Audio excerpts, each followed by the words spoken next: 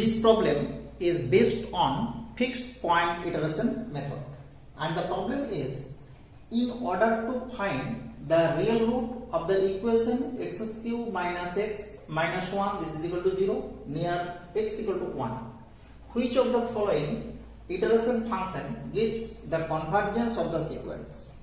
There are three iteration functions are given. Which one is accepted for the convergence of the iteration function near x equal to 1? We know that in the iteration method, we first take an equation fx equal to 0, then reset this equation as x equal to phi of x, and this phi of x is known as iteration function, right? Now for the convergence of iteration function, we must have phi dash x less than 1. This is the condition of convergence. So we have to test only the derivative of phi dash x is less than 1 near x equal to 1. Okay, and if derivative of phi of x at x equal to 1 is less than 1, then this function is accepted, otherwise this is rejected. So we differentiate the iteration function one by one.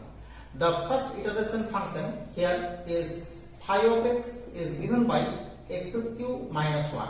So phi dash x is equal to 3x square. Okay. Now mod of phi dash 1, this is 3, so this is greater than 1. So it is rejected. Okay, because it is greater than 1. For the second, we know that phi dash x, this is given by 1 by x plus 1 by x square. That is, we get phi dash x, this is minus 1 by x square minus 2 by x cube.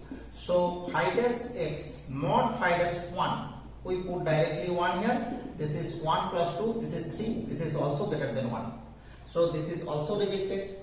And for the third case, phi dash x, here phi of x, we first write phi of x, this is given by x plus 1 by x, and the differentiation is given by x plus 1 by x whole to the power minus half into whole to the power minus half into this is minus 1 by x square.